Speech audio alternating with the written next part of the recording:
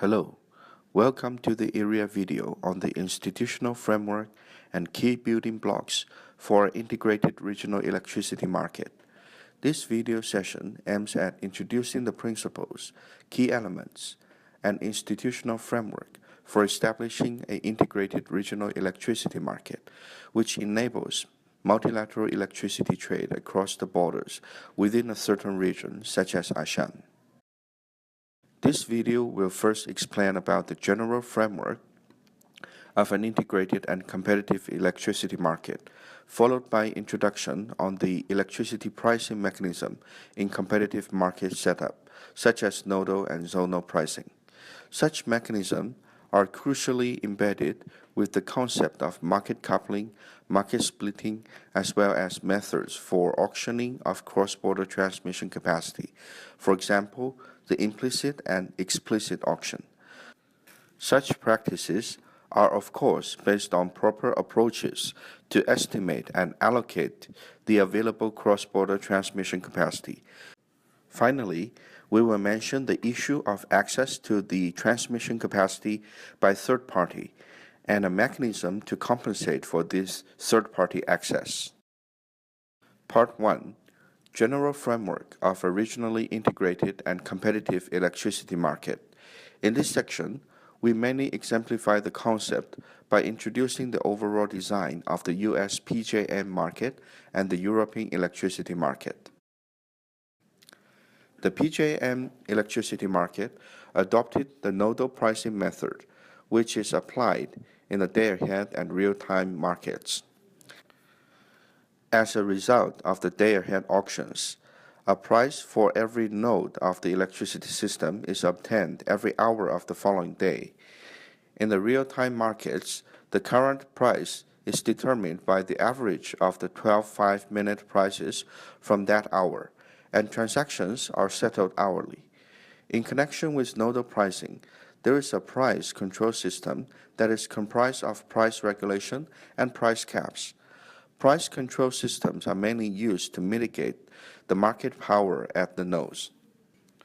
In the PJM market, there are also ancillary services markets which ensure that the grid would function normally when and where there are short-term changes in electricity use that might affect the stability of the power system.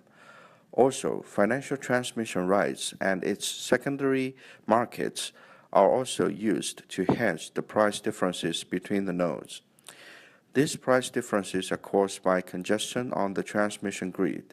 The long-term capacity market of the PJM is called RPM, Reliability Pricing Model, and it contains a 3-year capacity forward as well as yearly products. OTC, or bilateral electricity markets, are still the dominant market across Europe in terms of volume of trade, while the day-ahead markets are the main arena for electricity trading under organized markets, namely through power exchanges. The day-ahead markets, as part of Nord Pool, are short-term or so-called spot markets. Contracts here are made between seller and buyer for the delivery of power in the following day. In general, day-ahead market is composed of 4 stages. In stage 1, both seller and buyer submit their bids for electricity trade for a chosen period of time across a day.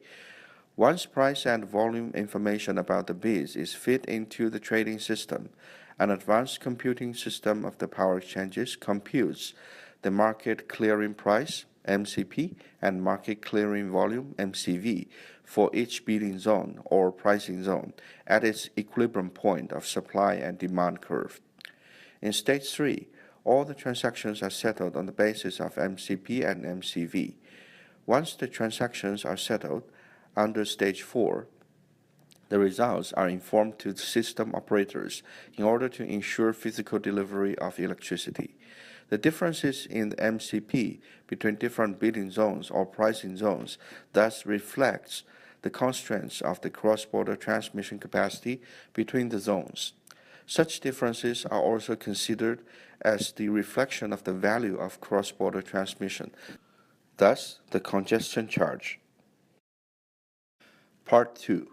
Key elements of an integrated and competitive electricity market. In the PJM electricity market, regional transmission operators operate spot markets with locational marginal pricing method, also known as nodal pricing.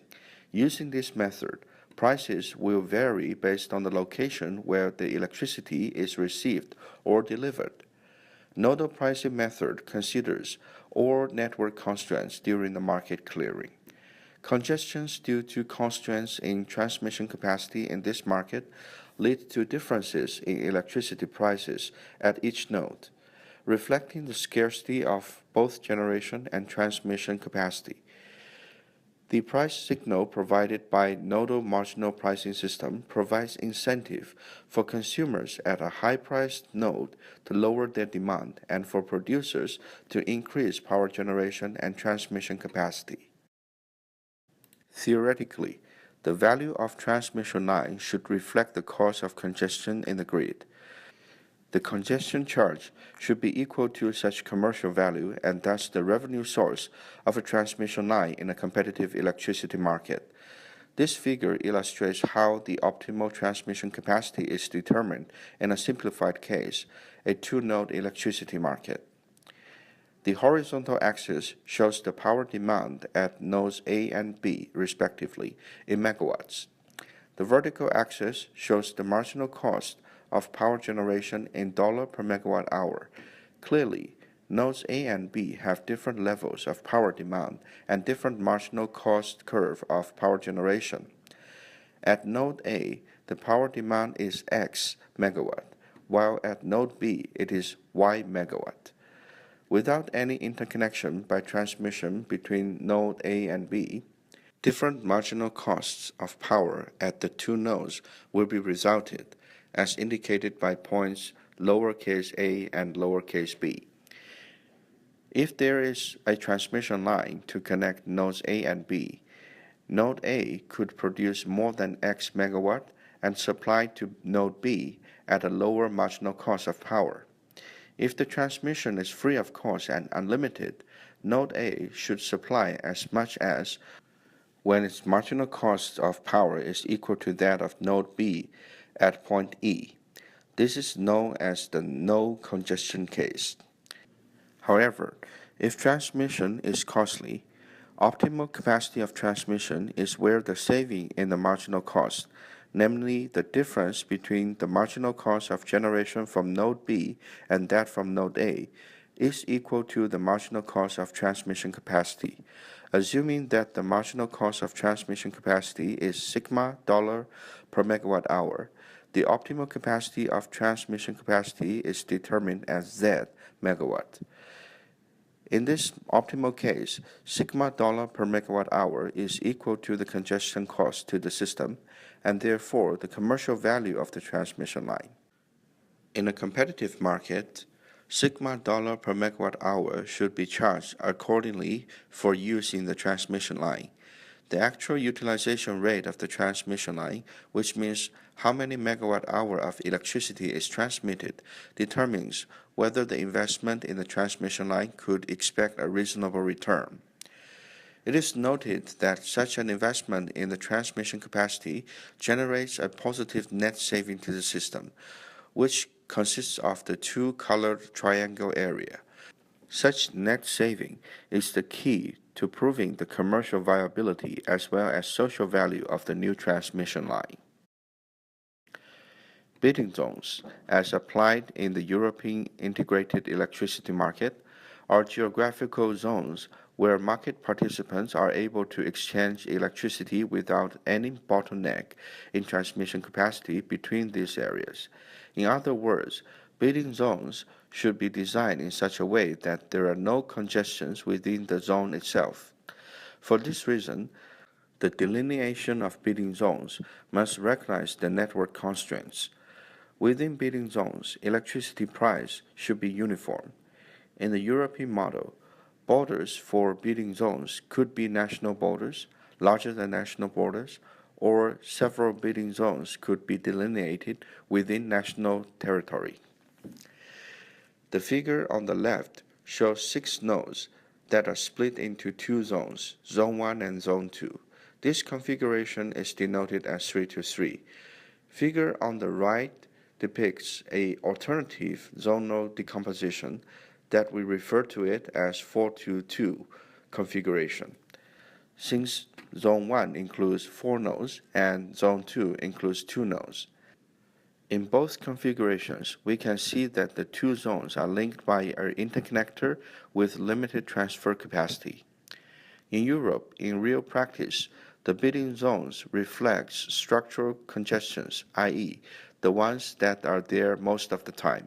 In Europe, there is a requirement to review the persistence of such structural congestions and thus the delineation of bidding zones at least every 2 years. The Nordic region, especially Norway, Sweden, and Denmark, is the only one who has split the countries in several bidding zones.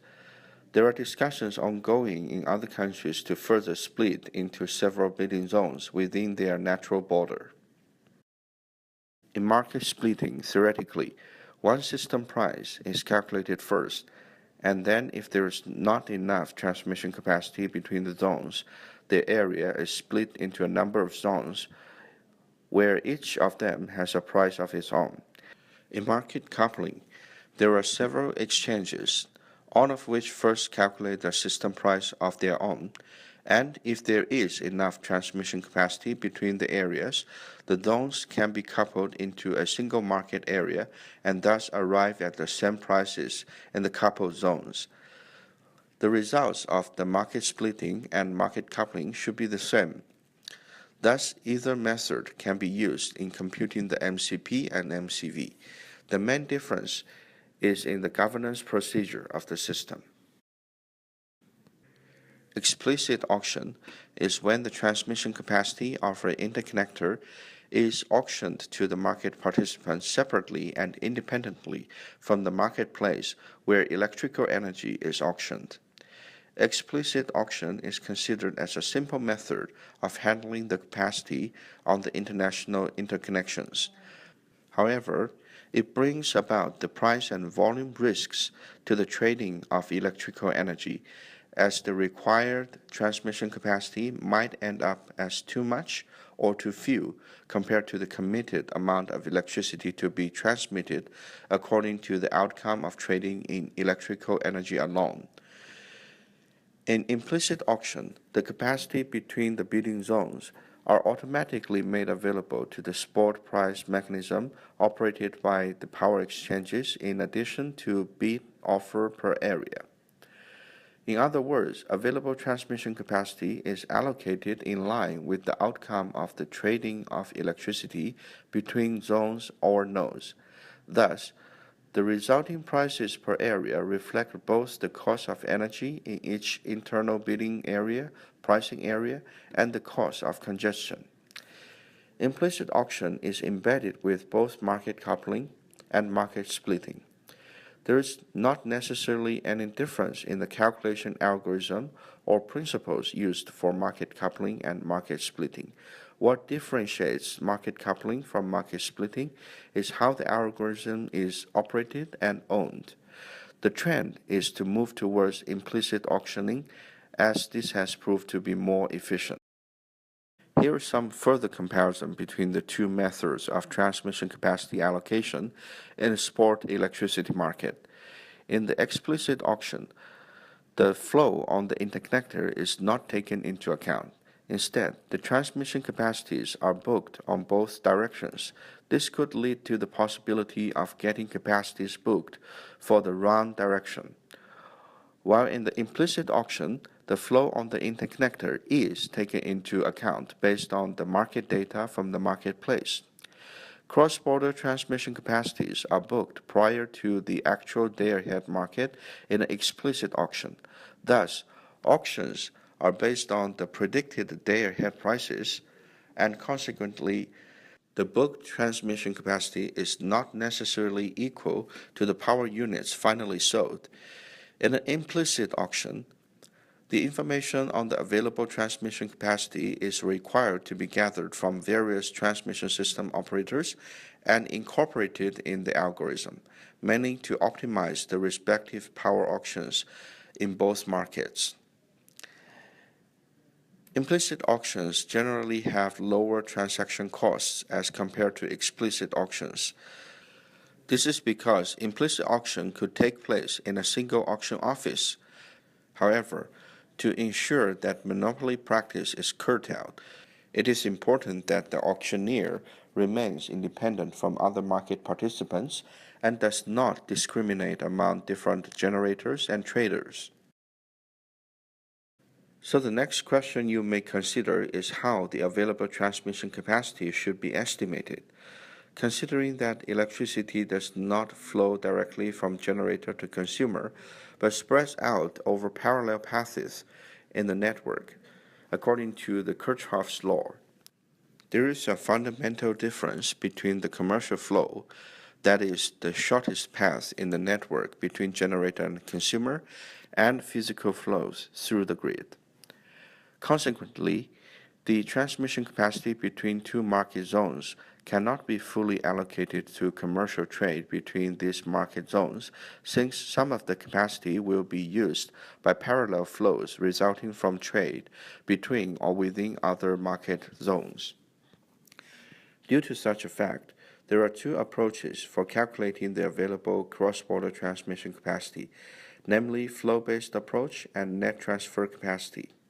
The flow-based approach models the maximum total transfer capacity in all transmission lines across the participating countries or trading zones. It models how electricity flows across the whole of a network rather than individual transmission line. Thus, the available transmission capacity in one line is interdependent on the others. This approach incorporates constraints that reflect the physical limits of the whole grid, namely considering the transmission links between all zones. In the net transfer capacity (NTC) method, sometimes known as available transfer capacity (ATC), the link between commercial transactions and the physical characteristics of the electricity grid is strongly simplified. The nodes within a zone are grouped and replaced by an equivalent node, and only cross-border links are considered. In other words, capacity allocation takes place ex ante the market clearing in the NTC method. The net transfer capacity (NTC) is calculated as the maximum commercial exchange between two market areas, compatible with the physical transmission constraints and operational security standards. The NTC of a cross-border link is independent of the flow on the other cross-border links. The figure on the right exemplifies the difference between flow-based method and available transfer capacity method. Namely, in estimating the available transmission capacity between A and C, the flow-based method not only considers the direct link between A and C, but also the possible flow of electricity from A to C via B. Thus, flow-based method estimates the available capacity between A and C as 2,000 MW in total, while NTC method only gives 1,500 MW available capacity. However, it still takes time to prove that flow-based approach provides the same level of security of supply and stability of the system as the net transfer capacity method.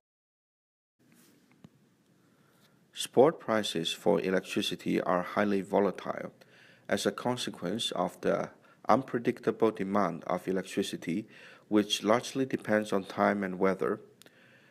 The inherently non-storable characteristics of electricity exacerbate the volatility of electricity prices in the spot market. In this setting, long-term or forward market is crucial to provide ways for market participants to hedge risks associated with the price fluctuation in the spot market. Thus, as an advanced stage of electricity market development and integration, forward markets for allocation of transmission capacity could be established. In such forward markets, either physical transmission rights (PTR) or financial transmission rights (FTRs) are allocated or auctioned by TSOs to market participants on a yearly, monthly, and daily basis. Both PTRs and FTRs could be subsequently traded at a secondary market to hedge risks related to the actual use of transmission capacity. PTRs allow its holders to transmit a specific amount of power between two electricity nodes in a given period of time. Holders can either use the transmission capacity for their own electricity transaction in the spot market or sell it for others to use. In cases where PTR holders fail to declare how they are going to exercise their rights before the pre-established deadline, usually the day ahead, the rights are automatically resold on the subsequent allocation. FTR is a pure instrument to hedge the congestion costs. Holders are entitled to receive the congestion fee from the TSOs regardless of their actual use of transmission capacity in the system. Electricity trade comprises of physical transmission, which involves cross-border electricity flow and most probably leads to electrical losses. Therefore, it is only fair if the cost of hosting cross-border electricity flows on the transmission routes and the cost of electricity losses incurred by such cross-border flows are compensated through a certain mechanism. In the multilateral electricity trade, the compensation rate should be determined by a common mechanism to ensure fair compensation to transmission system operators for hosting cross-border electricity flows. The figure illustrates third-party access to the grid in a simplified manner. Suppose that Area A buys power from B. The actual power is flowed from B through C and D instead of directly from B to A alone. The part where power flows through C and D is known as loop flow, which contributes to network congestion and limits the possibility of power exchanges within or between C and D.